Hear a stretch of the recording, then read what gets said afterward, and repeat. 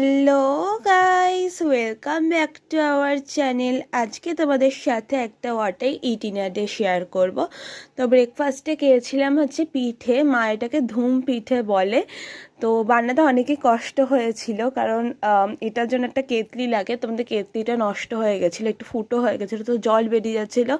তো মা ওটাকে বানাতে অনেকই স্ট্রাগল করেছে।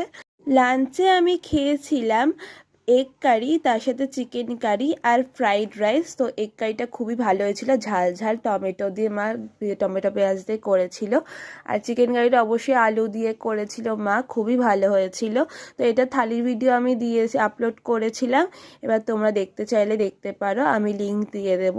তার সাথে ছিল হচ্ছে স্যালাড। ফ্রাইড রাইসটা বানিয়েছিলাম অনেক রকমের সবজি দিয়ে, খুবই ভালো হয়েছিল।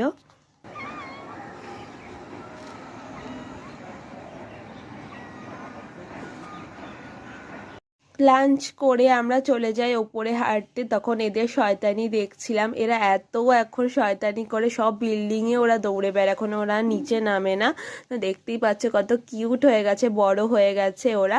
তো এই বিল্ডিং থেকে এই বিল্ডিং দৌড়ে বেড়ায় ও, তারপর ওই বিল্ডিংটাতেও যায় ওরা দৌড়াতে। তারপর আমি রাতে একটু খেয়েছিলাম হচ্ছে ঝালমুড়ি, চানাচুর, তার সাথে আমি বাদাম একটু বেশি করে নিই, আমার বাদাম খুব পছন্দ। তার সাথে পেঁয়াজ, কাঁচা লঙ্কা, ধনেপাতা সবই দিয়েছিলাম, খেতে খুব ভালো হয়েছিল। আর একটু সর্ষের তেল দিয়েছিলাম। আমি মাঝে মধ্যে একটু লঙ্কা গুঁড়ো দিয়ে দিই আর একটু ঝালের জন্য। Thanks for watching.